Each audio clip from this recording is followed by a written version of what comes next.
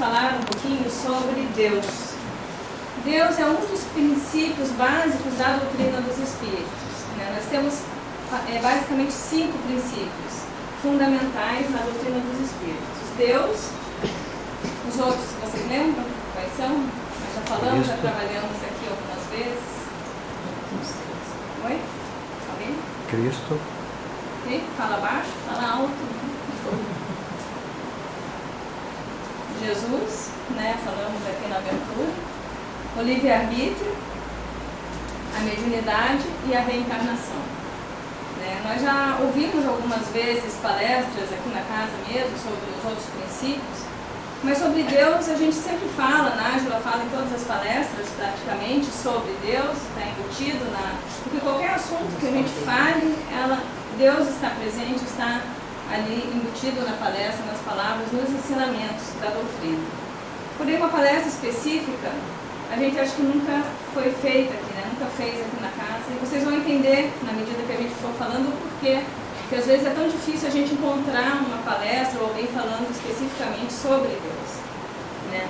Todos nós temos um sentimento intuitivo de Deus, né? Principalmente aqui numa casa espírita, onde é um dos princípios básicos da doutrina, acho que não há nenhuma dúvida quanto à existência de Deus. E quando a gente está num momento, às vezes, difícil, vai fazer uma prece por nós ou por alguém, a gente sempre acaba invocando, né, Deus, fazendo pedidos, ou até, às vezes, em momentos bons, agradecendo a Deus por aquilo que estamos alcançando.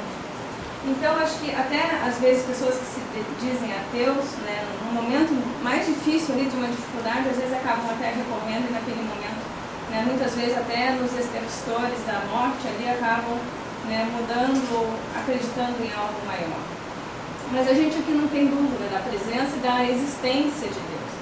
E esse Deus que nós temos, esse sentimento intuitivo, dentro de nós, é o que nós chamamos desse Deus imanente, que está presente em cada um de nós e que é natural a gente acreditar, invocar, enfim, que está dentro de nós. Mas quando nós olhamos para o mundo externo, para o mundo aí fora, nós começamos a ver coisas, especialmente a natureza, né? Vemos montanhas, vemos os planetas, vemos o universo, a gente vê até coisas que a gente não vê com os olhos, mas a gente sente os micro-organismos atuando um sistema que não é visível aos olhos, mas a gente vê algo maior que influencia e que não foi criado pelo homem. E como nós sabemos que todo efeito tem uma causa, quando nós vamos buscar a origem de tudo aquilo que nós vimos, enxergamos fora, no mundo, no universo, no micro-universo, enfim, em todos os lugares, e que não foi feito pelo homem, nós acabamos chegando aonde? Em alguma causa originária, primária, que gerou tudo aquilo. Então, é isso que nós chamamos de Deus também, mas um Deus transcendente, que transcende a nossa própria existência, o nosso próprio eu, o nosso próprio ser. Um Deus presente em tudo e que gerou tudo isso. Porque nós, quando enxergamos esse universo, a gente vê que não é apenas matéria, a gente vê essa interação inteligente de tudo e de todos, em todos os lugares. Então a gente vê que há uma inteligência, não é apenas uma aglomeração de matéria, né, que se ali se organizou, se agregou de uma forma que sem inteligência alguma. Então a gente acaba chegando à existência desse Deus transcendente. Mas o que é Deus? Sabemos que ele existe, né? Nós aqui numa casa espírita não podia ser diferente. Acreditamos, mesmo sem enxergar Deus, mas qual é a natureza de Deus? O que é Deus? É uma força, uma energia, uma consciência? É o quê? A gente sabe o que é Deus? Né? E aí quando a gente vai para a obra básica da doutrina dos Espíritos, codificada por Kardec, se a gente pegar o livro dos Espíritos, e ele trabalha Deus justamente no capítulo 1º, no primeiro capítulo, na primeira parte, capítulo 1, ele trabalha Deus, das perguntas 1 a 16. E a primeira pergunta é justamente, o que é Deus? E a resposta é clara. Deus é a inteligência suprema, causa primária de todas as coisas. Que foi o que acabamos de falar. Mas isso explica Deus? O que é Deus? Né? é a inteligência suprema, é a causa primária de todas as coisas, como nós acabamos de falar aqui. Mas o que é Deus? Será que nós, aqui encarnados no planeta Terra, que estamos com a nossa individualidade espiritual limitada pelos sentidos da matéria, pelo mundo material, temos condição de alcançar essa natureza íntima de Deus? O que é Deus? E o próprio Livro dos Espíritos continua, justamente na pergunta 10 e 11, ela pergunta assim: o homem pode compreender a natureza íntima de Deus? Não. Falta-lhe para isso um sentido. E a pergunta 11 também é sobre esse assunto e pergunta o seguinte: um dia será permitido ao homem compreender o mistério da divindade? E a resposta é: quando seu espírito não estiver mais obscurecido pela matéria e pela sua perfeição estiver mais próximo de Deus, então o verá e o compreenderá. Portanto, nós aqui, enquanto encarnados no mundo material, com esses sentidos limitados, não temos como alcançar plenamente essa natureza íntima de Deus.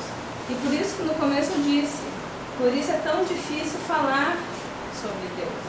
O irmão Grimm, né, um dos orientadores filosóficos da casa, que fazia aulas lá em Curitiba, para quem não conhece, é aquele que está retratado no quadro, é um dos irmãos Grimm, dos contos infantis, e ele dava aula através do professor Mauri lá em Curitiba, e numa das aulas ele falou, e o professor Mauri também falava isso, que para a gente explicar alguma coisa, primeiro a gente tem que compreender. Como é que você vai explicar algo que você não compreende? Então é por isso que é difícil, sim, falar sobre Deus, porque nós não temos como compreender na plenitude a sua natureza. Porém é óbvio que eu não estou aqui para explicar Deus, né? Não tenho essa pretensão de explicar Deus, até porque, como acabamos de ler, não temos como alcançar. Eu não tenho como explicar algo que nenhum de nós tem condição de compreender. Mas o meu objetivo aqui não é explicar Deus, é a gente fazer alguns levantamentos para ampliar a nossa consciência sobre essa existência maravilhosa de Deus e da implicabilidade dessa crença de Deus em nossas vidas. Porque às vezes quando a gente não para pensar sobre isso, Deus existe, mas qual é a implicabilidade que isso tem, essa crença em Deus na minha vida? O que isso muda, né? Então a gente tem que pensar como alcançar mais uma compreensão de Deus. Será que é possível? E vamos recorrer também ao Livro dos Espíritos, porque ele nos dá esperança. Não é assim tão drástico, né? E vamos ver a pergunta 12. Se não podemos compreender a natureza íntima de Deus, podemos ter ideia de alguma de suas perfeições? Aí sim ele responde, sim, de algumas. O homem as compreende melhor à medida que se eleva acima da matéria.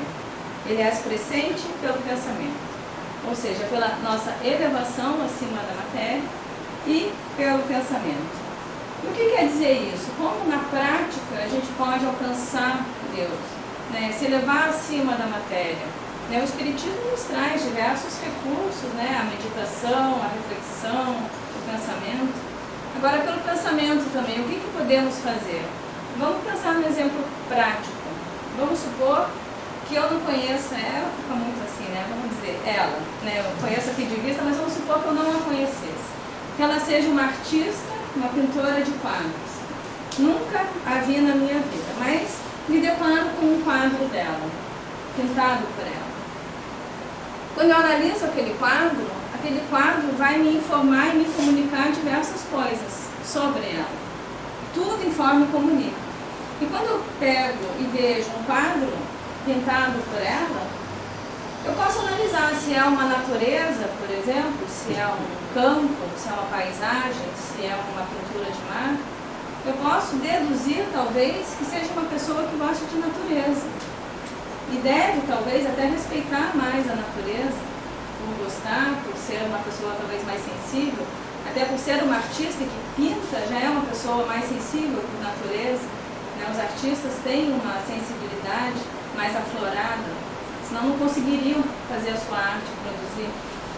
Se é um quadro colorido, muitas cores, vivas, pode me dizer que é uma pessoa mais alegre, ou pelo menos tem alegria, né? Aquilo vai me dizendo, vai me dando informações. Se é um quadro mais preto e branco, escuro, às vezes é uma natureza morta mais murcha, ali pode me trazer uma informação de uma pessoa mais triste, mais melancólica.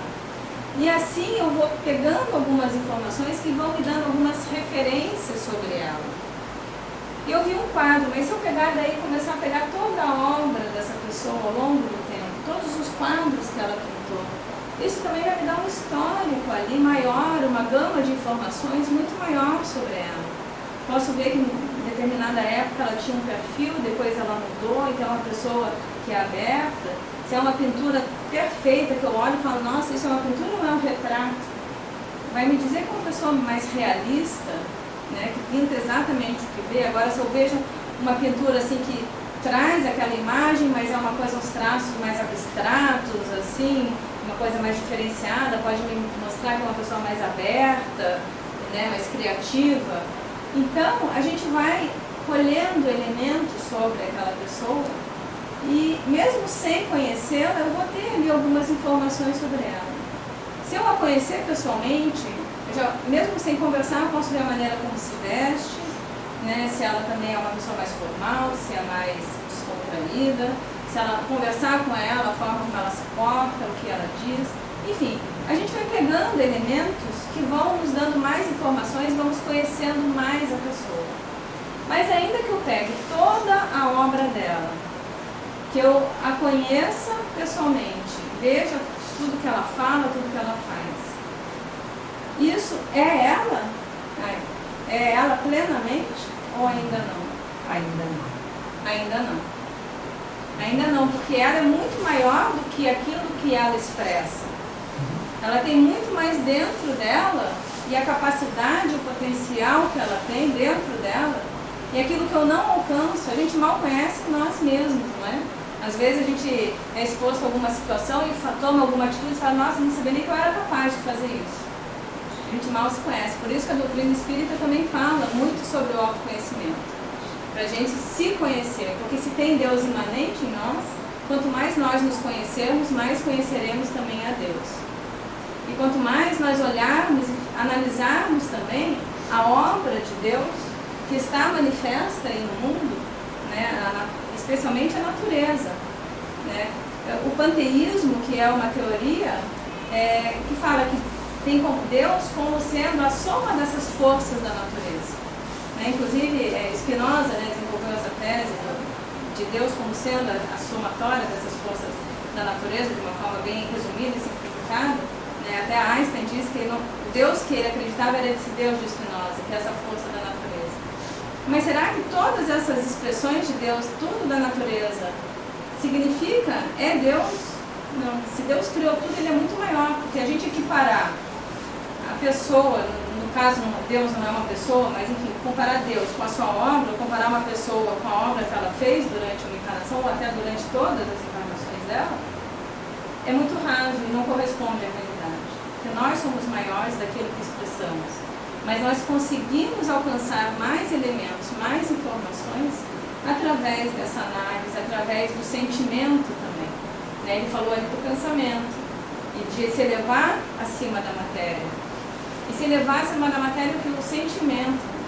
Quando a gente tenta explicar algo que a gente sente, a gente não tem as palavras, aquilo já é, por si mesmo, reduzido. E é difícil a gente explicar um sentimento em palavras. Como é que a gente vai explicar o amor que eu sinto culturalmente?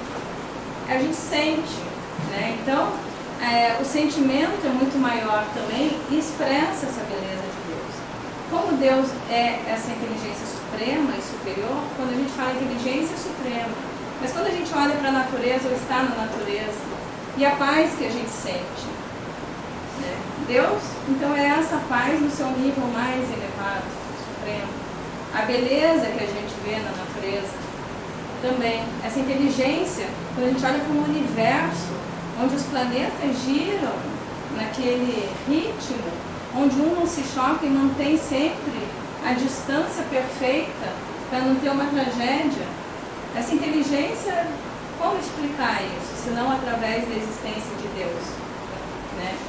Então aí a gente alcança esse Deus e vai cada vez mais trazendo mais elementos para acreditar, né? A gente não precisa de provas, mas quanto mais parece que a gente não precisa de provas, mais elas aparecem na nossa frente para confirmar aquilo que a gente está acreditando, né?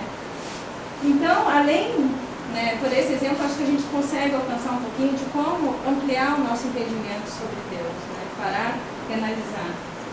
Mas o livro dos Espíritos, também na pergunta 13, ele traz alguns atributos de Deus, que nos ajudam também e nos dão mais informações sobre Deus. E a pergunta 13 é a seguinte: quando dizemos que Deus é eterno, infinito, imutável, imaterial, único, todo-poderoso, soberanamente justo e bom, não temos uma ideia completa de seus atributos? E a resposta: do vosso ponto de vista, sim, porque acreditais abranger tudo. Mas ficais sabendo bem que há coisas acima da inteligência do homem mais inteligente e que a vossa linguagem, limitada às vossas ideias e sensações, não tem condições de explicar. A razão vos diz, de fato, que Deus deve ter essas perfeições em grau supremo, porque se tivesse uma só de menos, ou que não fosse de um grau infinito, não seria superior a tudo, e por conseguinte não seria Deus, por estar acima de todas as coisas. Ele, por estar acima de todas as coisas, ele não pode estar sujeito a qualquer instabilidade e não pode ter nenhuma das imperfeições que a imaginação possa conceber.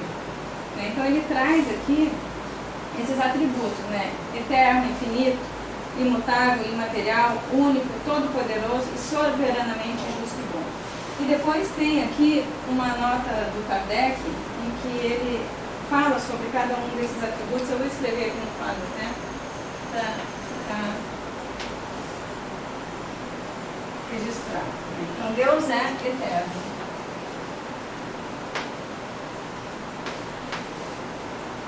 E ele diz: se ele tivesse tido um começo, teria saído do nada, ou teria sido criado por um ser anterior.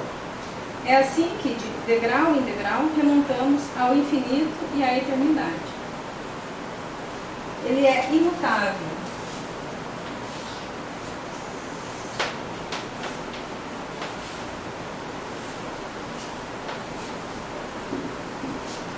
Porque, se estivesse sujeito a mudanças, as leis que regem o universo não teriam nenhuma estabilidade.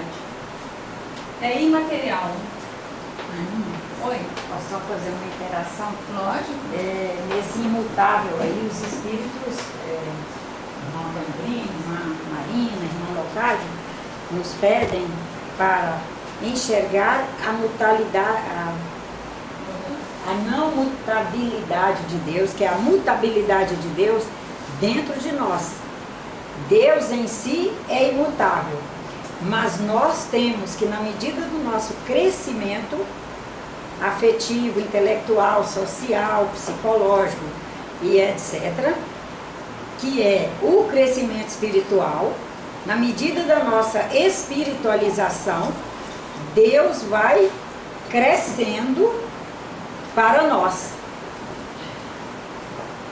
Ou seja, não sacralizarmos Deus do tamaninho que eu enxergava, seja há 300 anos atrás, há 200 anos atrás, há 100 anos atrás, nem do tamanho que eu enxergava na infância, depois na pré-adolescência, na adolescência, na juventude. O Deus que eu enxergo hoje já tem que ser um Deus muito mais amplo, portanto, muito mais generoso, muito mais bondoso, muito mais presente em tudo, aos 71 anos de idade, do que quando eu tinha 20, 30 anos de idade nessa última encarnação. Não sei se ficou claro para todos, porque o Espiritismo não é sacro.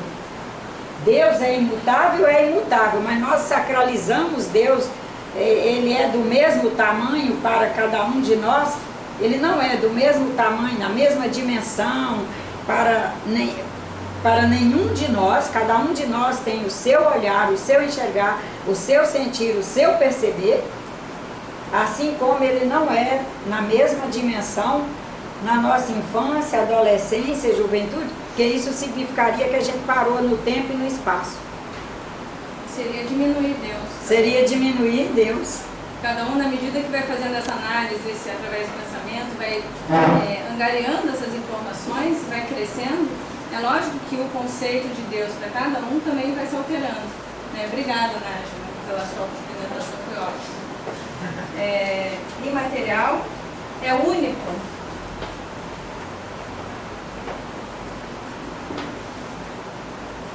É único porque se houvesse vários deuses, não haveria unidade de desígnios, nem unidade de poder na ordenação do universo. Ou seja, não haveria essa ordem toda que há. Né? Quando há divisão de poder, né? Um quer mandar um de um modo, outro de outro, a gente vê isso aqui na Terra muito. Né?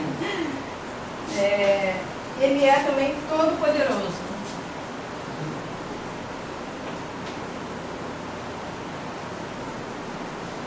E esse poder decorre justamente do que a gente falou, dele ser único, né? E é todo poderoso porque é único. Se não tivesse o soberano poder, haveria alguma coisa mais ou tão poderosa quanto ele. Não teria feito todas as coisas, e as que não tivesse feito seriam obras de um outro Deus.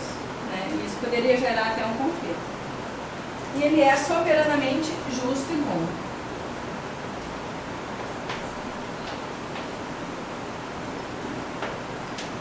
Porque a sabedoria providencial das leis divinas se revela nas menores como nas maiores coisas. E essa sabedoria não permite duvidar da sua justiça nem da sua bondade. Mas nesse ponto é que eu gostaria também da gente fazer uma reflexão de um Deus justo e bom. Porque nós ouvimos muito falar, a justiça divina não falha. Né? A justiça divina não tem como ser afastada. O que seria essa justiça divina? Porque a gente vê, às vezes, algumas pessoas com um conceito meio equivocado do que seria essa justiça divina. Né? Alguém se vê, às vezes, prejudicado de alguma forma e fala, mas ele vai pagar pelo que ele fez. Né? A justiça divina não falha. Né? Mas isso pode levar a um conceito de Deus punitivo, castigador. Né? Se a gente não faz uma avaliação mais profunda, isso pode trazer esse conceito equivocado. Porém, se a gente pensar que todos nós fomos feitos simples e ignorantes, iguais, e nos foi dada a oportunidade por Deus da evolução através das reencarnações, de todas as experiências, vivências que temos, do aprendizado que fazemos, pelos nossos acertos, pelos nossos erros, pelo amor ou pela dor, através do uso do nosso livre-arbítrio, Deus seria justo e bom se nos punisse pelo uso desse livre-arbítrio? E se cada um de nós tem umas vivências e experiências diferentes pelo uso do livre-arbítrio que fez, a gente também conclui que cada um de nós está num grau evolutivo diferente, ou que às vezes até mais ou menos parecido, mas com visões de mundo diferentes, porque depende das experiências, das vivências que teve. Então pode ser que as minhas experiências e vivências me levou até esse ponto A. E pode ser que a experiência dele levou ele até o ponto B. Então eu enxergo o mundo desse ponto de vista A, aqui. Ele vai enxergar de um outro local B.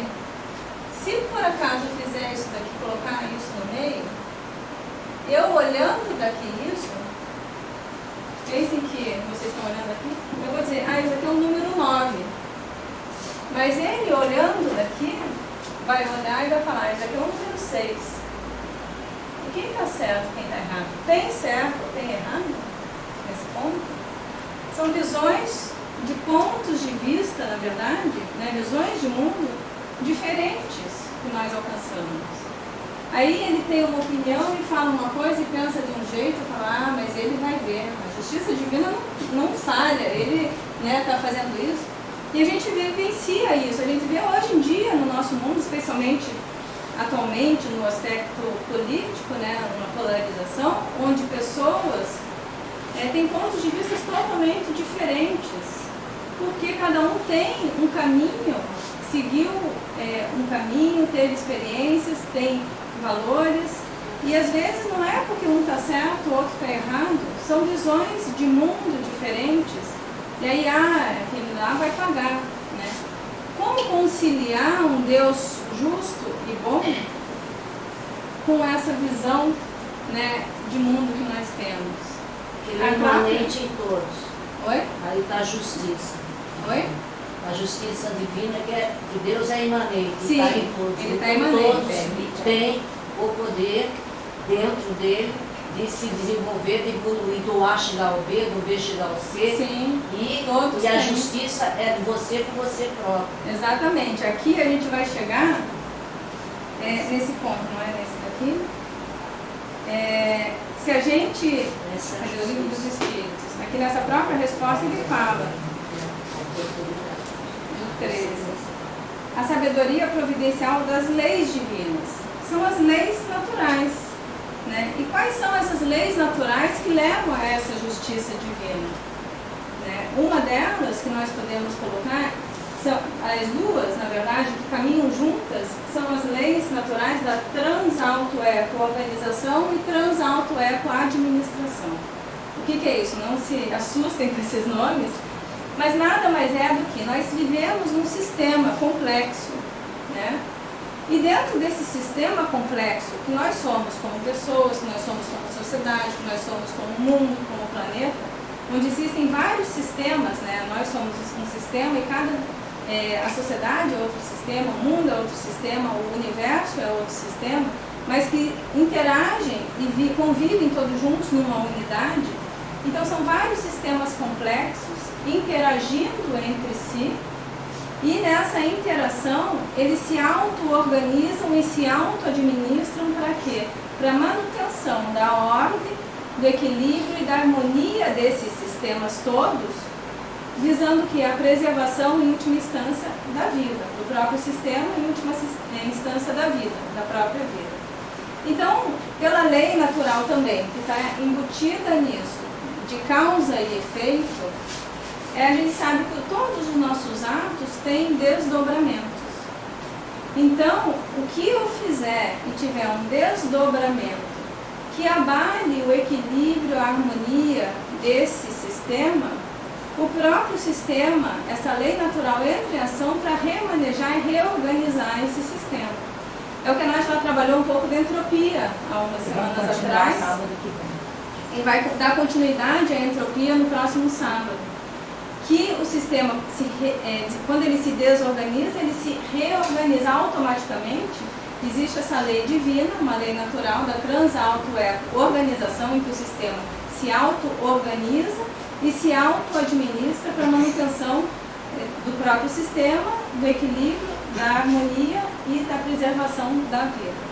Então, quando a gente comete um ato, faz um ato, pratica um ato, o cometer vem com um peso, que não é o caso, e aquele ato tem os seus desdobramentos, pela lei natural, nós vamos sofrer, não no sentido de sofrimento, de tristeza, às vezes até vem junto, mas de se submeter aos desdobramentos daquele ato que nós praticamos.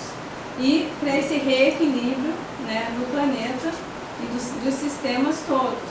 Então, quando a gente se submete a um desdobramento, se esse nosso ato causou um prejuízo, a gente vai ter a oportunidade de refletir sobre esse ato, talvez ampliar nossa consciência, para a partir dali fazer novas escolhas e reparar esse prejuízo pela nossa consciência, de que eu não quero mais causar esse prejuízo. E isso faz parte do nosso processo evolutivo, é isso que nós buscamos. Cada vez errar entre parênteses, ou fazer melhores escolhas que não causem prejuízo a nós, ao outro, nem ao sistema.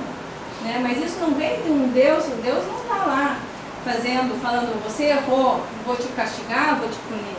né? Porque senão não seria um Deus justo e bom.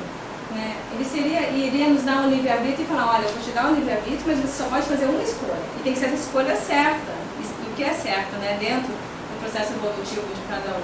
E se você fizer a escolha errada, eu vou te punir ou te castigar. Isso não seria um Deus primeiramente inteligente, nem justo, muito menos soberanamente bom. Né? E ele está dentro dessas normas também da moral cristã de Jesus, do amor, do perdão, da caridade, senão não seriam compatíveis os princípios. Né? Um Deus que faça isso não seria compatível com a moral cristã, do perdão, da compaixão, do amor incondicional, né? Amar seus inimigos. Estamos aqui tentando, né? Trabalhando para tentar a gente ampliar e conseguir ser mais amoroso e amar mesmo aquele que às vezes nos causa um prejuízo, aquele que tem uma opinião diferente da nossa, estabelecer um diálogo pacífico, respeitoso, né? Esse faz parte da nossa trajetória, da nossa caminhada evolutiva. E aí Deus, através da reencarnação, nos dá a oportunidade justamente de fazer essas escolhas melhores, de reparar se a gente causou algum prejuízo, mas pela nossa própria consciência alcançada de que aquela escolha talvez não tenha sido a melhor para a manutenção desse sistema da harmonia e do equilíbrio, né, e da vida em si. Tá? Nos concede o direito de não lembrar Fala aqui, das Nath. experiências anteriores. Fala assim. Né?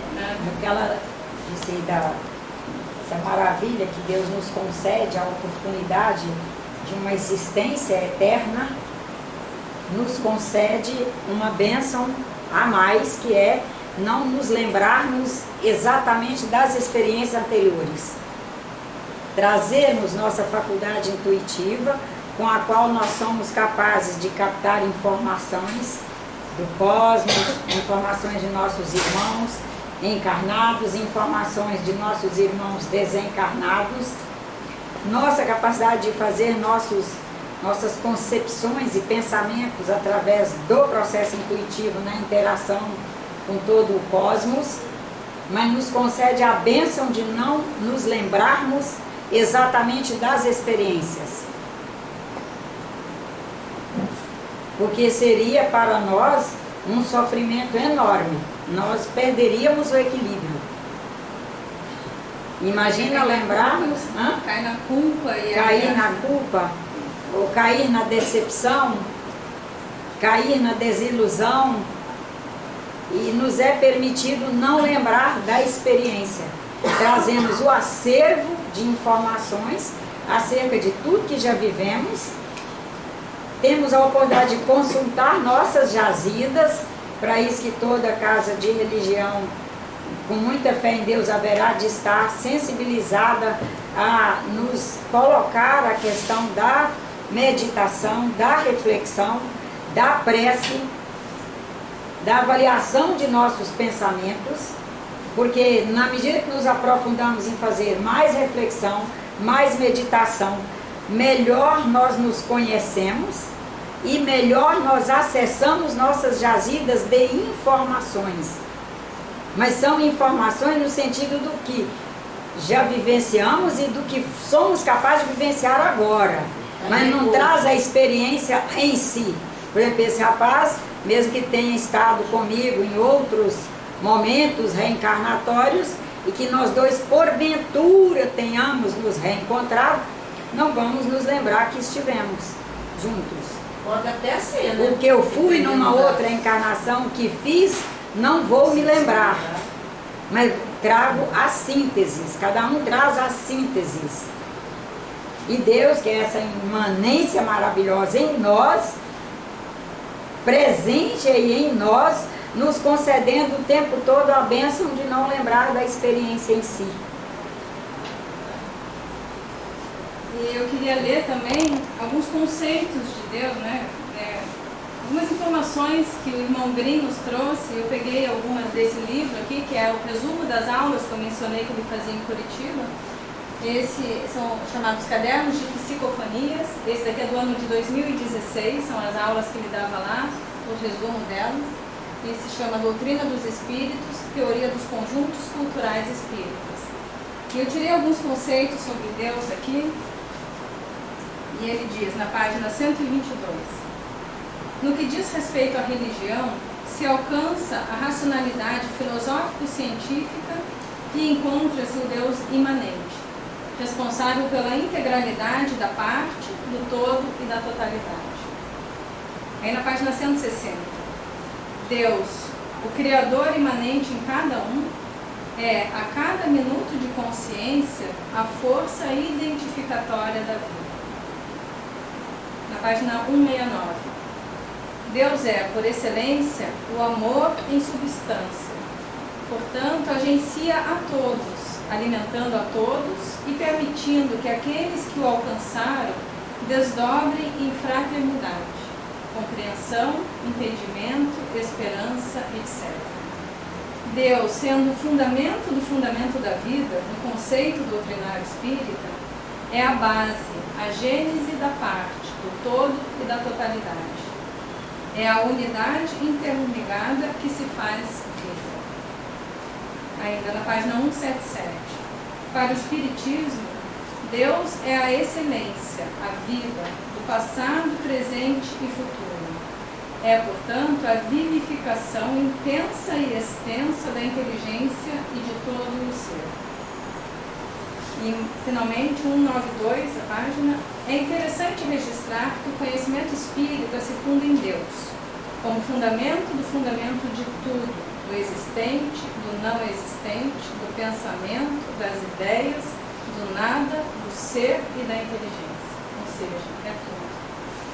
E aí, para a gente encerrar, eu gostaria de fazer também mais uma reflexão sobre a implicabilidade da crença de Deus em nossas vidas, como eu falei no começo, né? O que isso significa, o que traz para nós acreditar em Deus, né? Quando a gente, como eu falei, a gente não precisa de provas, mas quanto mais a gente descarta ou dispensa a prova, parece que mais elas aparecem, né? E essa inteligência do universo, essa conexão de tudo que existe, vai se mostrando e se manifestando no nosso dia a dia, assim parece que vai eclodindo na frente.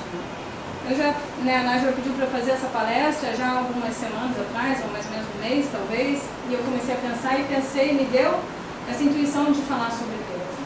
E por aquele motivo que eu falei aqui, que a gente não compreende Deus, eu falei, meu Deus do céu, eu vou falar sobre Deus, como é que eu vou fazer isso, por onde eu começo?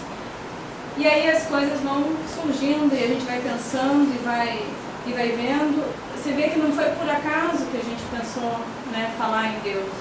Isso tem algum motivo, tem algum sentido, tem alguma função. E aí a gente começa a preparar, a pesquisar, a ler, e aí vão aparecendo coisas. Semana passada eu recebi um vídeo de um amigo nosso que está aqui presente, que falava justamente sobre o materialismo e o espiritismo. E no sentido, esse materialismo é do ateísmo, dessa não crença em Deus, mostrando a maravilha do conforto, da consolação que a crença em Deus nos traz, mostrada através da doutrina dos Espíritos, sabendo desse Deus imanente, transcendente, da existência de algo maior, de uma inteligência maior. Aí na terça-feira, eu recebi esse vídeo na semana passada, na terça-feira uma pessoa aparece para mim e ela, tinha deixado o trabalho, a vida, ela entrou numa depressão profunda durante o carnaval. Ela já tinha tido outros episódios ao longo da vida dela, já tinha superado, às vezes, e tinha tido uma depressão profunda agora no carnaval, quando ficou em casa. Aquelas depressões que a pessoa não consegue nem levantar da cama, tomar banho, fazer nada. Assim. Disse pra mim que foi a mais feia, o termo que ela usou. Nossa, eu cheguei num limite.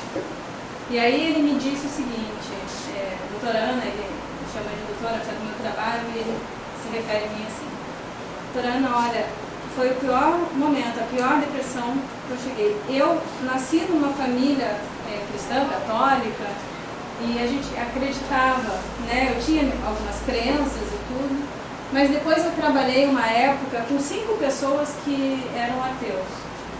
E nessa época eu me tornei ateu. Eu também desconstruí todas as crenças que eu tinha. Eu não acreditava mais em nada. Assim. E agora, nesse momento lá, eu estou disposto a rever as minhas crenças e a voltar, talvez, a acreditar. ele ainda não se refere a Deus, mas ele falou assim, eu fico pensando, né, a gente está aqui vivo, é um corpo, mas quando a gente morre, que vê aquela matéria ali, vê aquilo, mas tinha alguma coisa animando aquilo, para onde foi aquilo? Existia algo mais, algo além. Então, o que existe além? Então, eu acredito que certamente no momento que ele chegou, talvez nesse limiar dele, ali que talvez tenha cansado até em tentar contra a própria vida, talvez tenha alcançado, que mesmo que ele tomasse essa atitude, ele não acabaria, né? E essa dúvida levou a ele a conseguir sair da cama e seguir. Então só essa abertura pequena, mas que já é enorme, que fez ele não cometer um ato mais drástico, mas buscar talvez algo maior, ou vamos lá, vamos resgatar as forças e seguir em frente. Então isso foi muito forte para mim. Eu falo, justamente foi na terça-feira quando eu fiz também a palestra aqui sobre Deus, e já estava com esse material todo assim, eu falo, não é à toa, você vai vendo os conexismos, né, as funções, e eu pude conversar com ele com mais propriedade do que se eu não tivesse preparado tudo isso que eu tinha lido, enfim. Então já foi um caminho. Aí a gente chega quinta-feira aqui no nosso estudo, e a gente fazendo o estudo do livro Obras Póstumas também, e ele traz a origem do orgulho é a falta de crença em Deus. Porque se você não acredita que há algo maior, você se acha superior a tudo, né? Se não foi criado. E é o orgulho. E aí eu gostaria de ler só um trechinho desse nosso estudo que a gente leu na quinta-feira, que está na primeira parte, Questões e Problemas, e o título é justamente Egoísmo e Orgulho, suas causas, efeitos e meios de destruí-los. Está na primeira parte, Questões e Problemas. E na página, nessa edição aqui que da LAC, ela está na página 191. E fala o seguinte: a causa do orgulho está na crença que o homem tem vou começar de novo. A causa do orgulho está na crença que o homem tem da sua superioridade individual. E aqui se faz ainda sentir a influência da concentração do pensamento nas coisas da vida terrestre. O sentimento de personalidade arrasta o homem que nada vê diante de si, atrás de si ou acima de si. Então, o seu orgulho não conhece medidas. A incredulidade, além de não ter meio para combater o orgulho, estimula-o e dá-lhe razão, pelo fato de negar a existência de um poder superior à humanidade. O incrédulo só crê em si. É, portanto, natural que tenha orgulho, não vendo nos contratempos que oferece, senão obra do acaso. Ao passo que o crente vê a mão do Senhor naqueles contratempos e curva-se submisso, enquanto o outro se revolta. Ou seja, a crença em Deus nos dá essa força de acreditar que há uma função, que há algo maior, que há um objetivo, e isso nos impede de se revoltar, não de se indignar. O Dr. Cássio falou, a gente tem que se indignar com as coisas erradas, mas nos momentos difíceis a gente não se revolta, essa crença nos traz essa força, né? Então a implicabilidade da crença em Deus nas nossas vidas é algo muito significativo que a gente tem que sempre pensar. Oi. Esse livro é psicografado? Esse livro aqui, Obras Póstumas? Esse? É. Sim, é do Allan Kardec. Ele não é, são as anotações de Kardec, ele não é psicografado, né? Não. São as anotações de Kardec que depois que ele morreu, eles juntaram e editaram esse livro. Tem aqui? Tem sim, esse aqui é daqui. Eu acho que seria oportuno também, aí já que você está falando de Deus, uma história verídica do ator que está fazendo a série de Jesus. E que faz? Qual é o nome dele? Eu não sei o nome. Nem esquece o nome. Tem uma série que tá passando aí na televisão, que é o The Chosen. Que é Os Escolhidos. O Escolhido. Que é a história de Jesus e bem baseado em cima dos escolhidos, que são os apóstolos, que conviveram com ele. E esse ator, antes de fazer o filme, de ser chamado, ele estava numa situação muito assim, para baixo, numa depressão, ele estava endividado. Ele estava endividado, sem trabalho, nunca tinha pintado um trabalho assim legal para ele, sabe? No meio, Tá passando no meio, fome, parece. no meio que ele fez, mas ele sempre foi deísta, ele sempre acreditou em Deus. E no momento que ele se entregou, de tão assim para baixo que ele estava, ele se entregou a vida dele totalmente a Deus. Passou uns dias, ele recebeu o convite para fazer o papel de quem? Jesus. E ele está fazendo assim maravilhosamente bem. Vale a pena assistir a série. Muito legal mesmo. E a partir daí ele fala que ele está assim, muito mais, Deus deu ainda a oportunidade dele estar bem mais perto, bem mais tendo conhecimento de Deus. Quer dizer, sentindo Deus realmente, fazendo um papel. Então agora eu gostaria de passar para vocês esse vídeo que eu comentei, né? É um trecho do filme sobre a vida de Bezerra de Menezes, um dos espíritas pontuais, médico, morou aqui no Rio de Janeiro. E é um trechinho do filme sobre a vida dele. Então que a gente vai ver esse discurso entre um ateu e Bezerra de Menezes falando justamente do materialismo, né, e do espiritismo, dessa crença em Deus, né, que está implicada aí.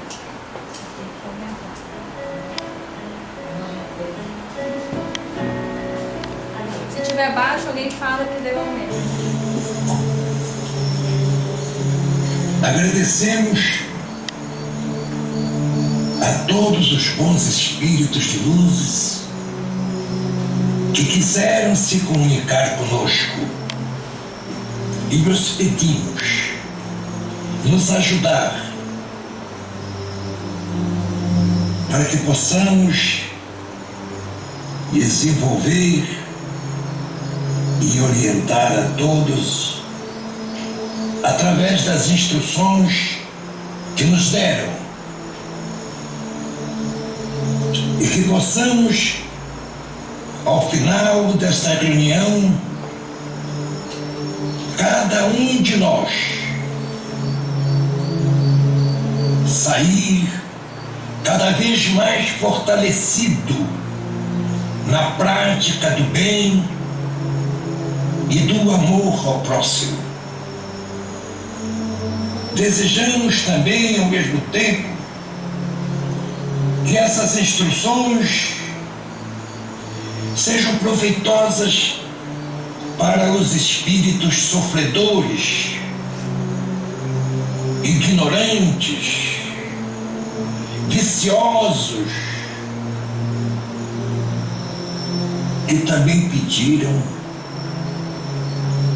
para assistir à nossa reunião e aos quais rogamos a Deus toda a sua misericórdia. Graças a Deus.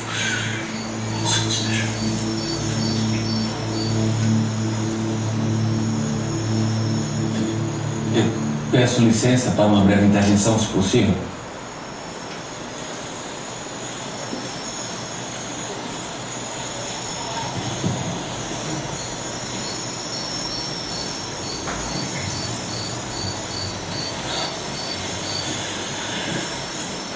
Bezerra, continuo ateu.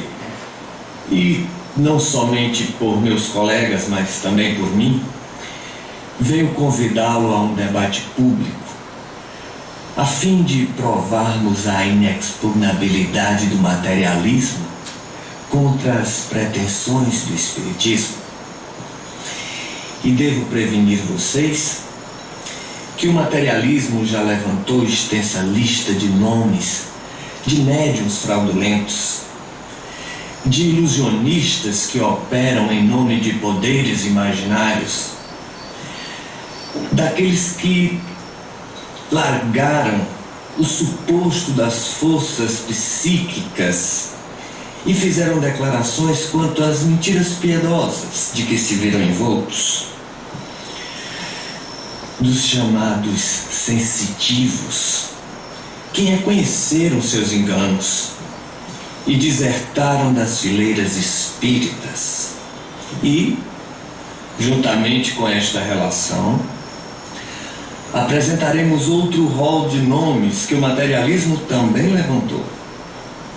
Nomes dos experimentadores que provaram a inexistência da comunicação com os mortos, de sábios que não puderam verificar as factícias ocorrências da mediunidade, de observadores desencantados de qualquer testemunho de sobrevivência, de estudiosos ludibriados por vasta súcia de espertalhões.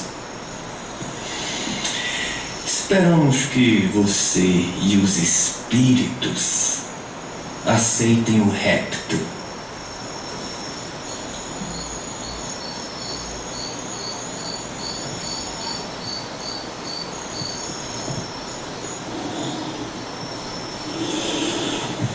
Sim, meu irmão.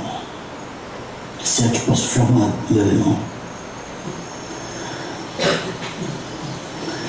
Aceitamos o desafio, desde que o irmão traga para o debate um infortunado que o materialismo tenha soerguido moralmente no mundo,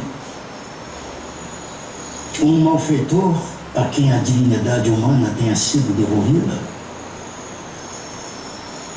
um infeliz a quem o materialismo tenha restituído o riso, a alegria de viver, os desesperados da alma a quem tenha sido restituído a paz do coração, aqueles irmãos nossos que a morte levou seus entes mais queridos e enregelados na dor. Será que o materialismo acenou para eles com alguma esperança? As mulheres afortunadas ou desafortunadas, perdidas na vida, o materialismo devolveu a elas o equilíbrio, a serenidade e a paz?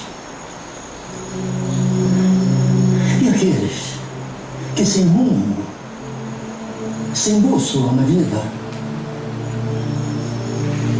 que foram arrancados das portas do inferno pelo materialismo? Acontece isso, irmão. E aqueles nossos queridos irmãos cuja morte arrebatou seus seres mais queridos e que, enregelados na dor, será que o materialismo acenou para eles com esperança? E as viúvas, órfãos, será que o materialismo apontou para eles a esperança também? Para que não desfalecessem de dor, de desespero ante as cinzas do túmulo? Aquele que não perdoa foi ensinado pelo materialismo a perdoar? E os nossos semelhantes, que vieram do berço cegos, mudos, paralíticos, deformados, será que o materialismo ensinou a eles a serenidade, a resignação, para que enfrentassem com paciência, com compreensão, com justiça, o quinhão de lágrimas que a eles a vida reservou? Amigo, se você conhecesse a lei de causa e efeito, a lei de reencarnação, e eu lhe pergunto ainda, o suicida, aquele que tem essa ideia fixa na mente, o materialismo teria tirado de sua cabeça este ato que é considerado o crime mais afrontoso ao Criador?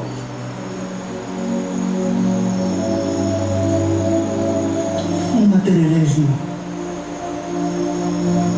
esvai-se.